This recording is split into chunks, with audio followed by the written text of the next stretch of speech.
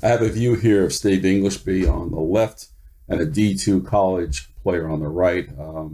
Trying to compare the players from the same angle, straight from behind. And the first thing I looked at was the purple line, which is representing the spine angle.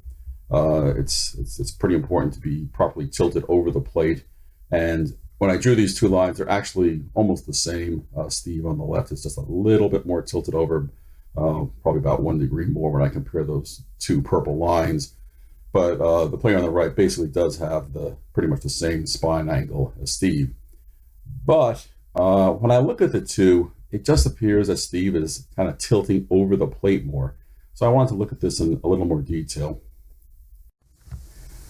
First thing I did was just draw a line straight down from the head. So the blue arrow there is coming right through the head, straight down.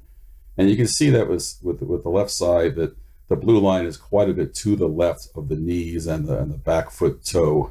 So basically the head is leaning over more. The player on the right, that line is almost touching his back knee. It's fairly close to his back toe. So you can see that Steve does in fact seem to be kind of hanging over, tilting over the plate more. Kind of surprising. I guess I would have thought that if your spine angle is the same, that you should be tilting over the plate about the same amount.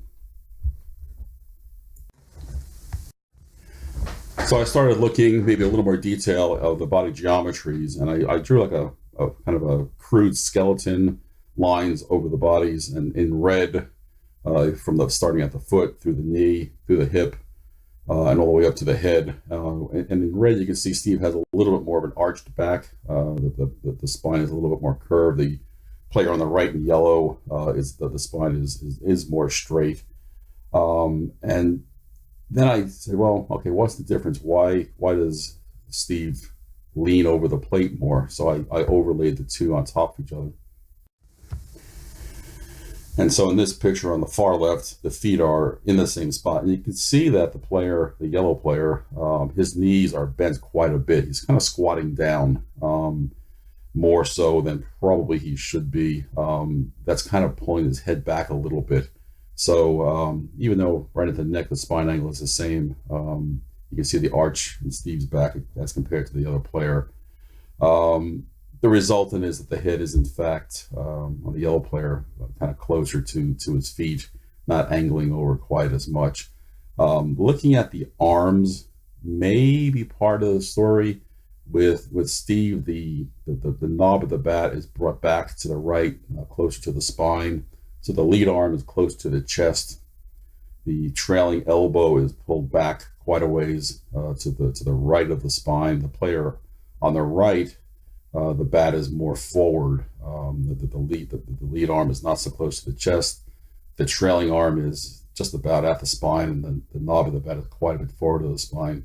And I think that might help Steve lean over more. If he's pulling the bat and the arms back further, his center of gravity is being moved to the right a little bit more. I would almost think that if Steve was posing in this position right here and he moved the bat more forward like you see on the player on the right, he might actually tip forward. He might not be able to hold that pose because his center of gravity would be moving to the left. So I think that proper loading of the bat and arms can actually help you achieve the positioning that Steve's showing here a little bit. Or at least that's what I'm kind of thinking about.